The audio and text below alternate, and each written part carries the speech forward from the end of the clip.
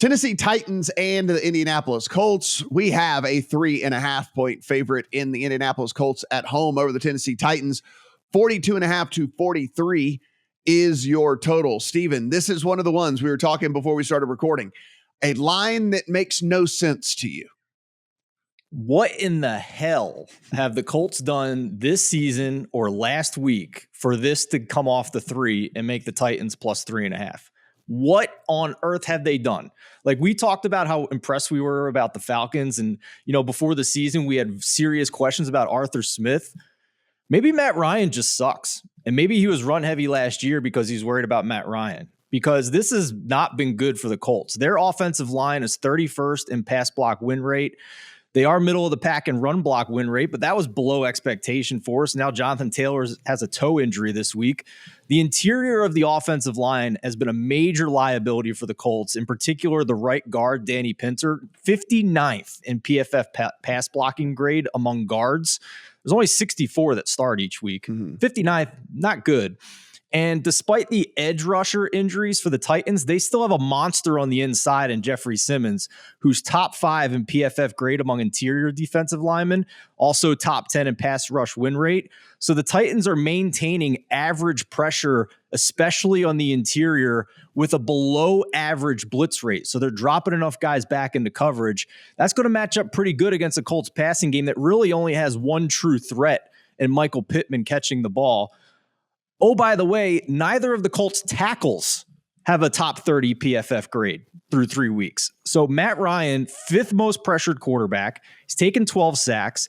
He's 24th in success rate and dead last among all quarterbacks in EPA per play.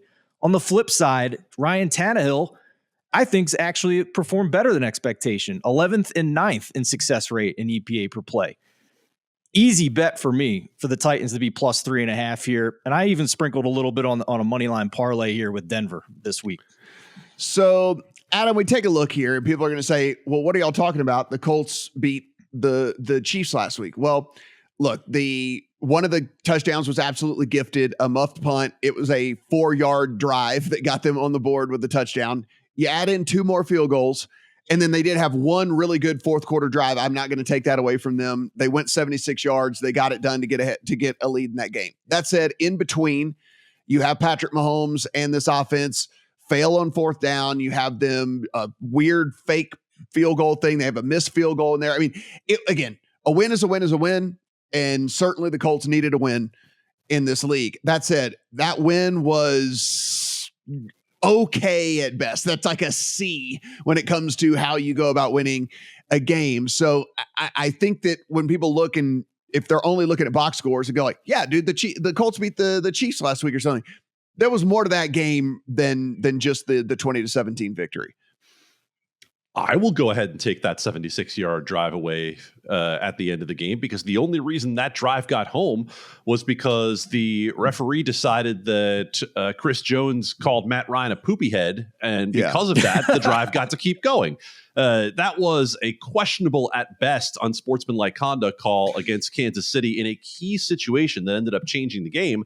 And so when you look at the fact that it took that for the Colts to be able to keep the drive going, then I think you understand exactly where the state of the Indianapolis offense is right now. Now, to the point about the Titans, I had the opportunity to watch all that game last week against the Raiders. And am I going to get the Titans offense I got in the first half, or am I going to get the Titans offense I got in the second half? Because in the first half, it looked a whole lot more like the Tennessee Titans that we have seen for the last few years when they had offensive talent. In the second half, it was abysmal, and it looked like every reason that Todd Downing has lost most of the jobs that he's had recently as an offensive coordinator. So, I don't know that I want any part of this game. I don't think that I trust Tennessee's offense enough. That being said, I am with Steven that the only way I would be involved, if I were to be involved, would be with the dog. Yeah, it's the same with me. I don't have anything in the account here. It would be a Titans or pass for me.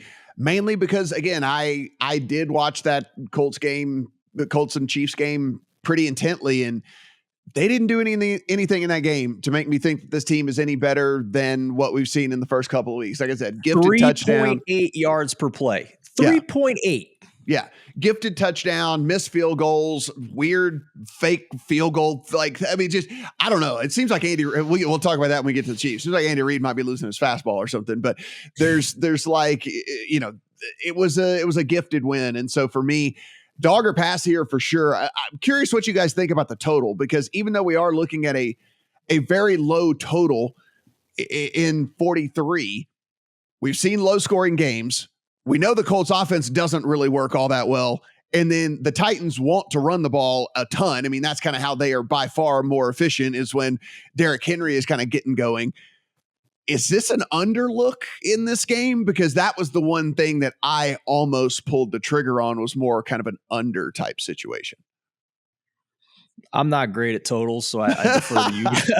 I'm gonna be honest. I mean, listen, you're always going to get transparency from me. Yeah. I mean, we're sitting right at the median number for the league this year, right? But we have two secondaries that I do not believe in. So I guess there's a chance that we could get some passing here, but I don't know, man. I suck at props. I suck at totals. I'm here to tell you who's going to cover the spread. Adam, am I just fishing for a bet in this too much, or does an underlook make a little bit of sense?